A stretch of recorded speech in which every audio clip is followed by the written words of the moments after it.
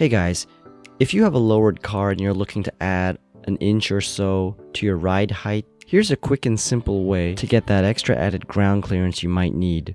In my case, I needed it for the car test. When I first went to the inspection center, when they put the car on the rollers, it was too low that it would be rubbing or hitting the bumpers. So I had to figure out a way to add an inch or so to my ride height to give enough ground clearance to complete the test. So I did a little searching online and I found these things called Rubber Coil Spacers. You can get them off Amazon. I'll put a link down below in the description. Now, by no means would I recommend these to be a permanent fix, but if you're looking to just add an inch or so of ground clearance, a really quick and simple easy way, I would highly recommend using this method. It really doesn't take a lot of time or effort.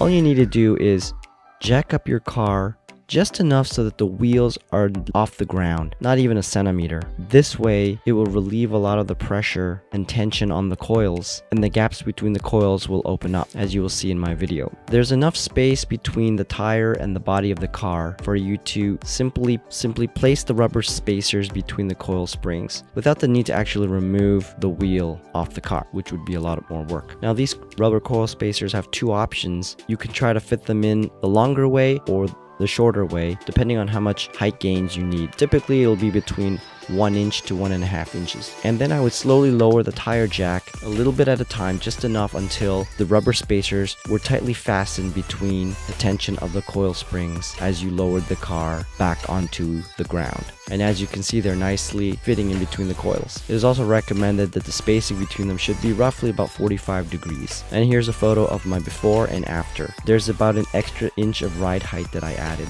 Then I went to the test center again, and I was able to get through the rollers with no problems and pass the test. After that, I was able to jack up the car again, simply remove the rubber spacers, and the job was done. It really takes very little time and little effort to do this, and it's a great way to get that inch or so of extra height or ground clearance that you need if your car is lowered and too low for some of the testing centers. Now, I do also realize that my coilovers are adjustable, but at this time I didn't have the proper C-spanner tool to adjust the collar rings. So I hope this little tip could help you, and if you liked the video, I hope you can like, share, and subscribe. And until next time.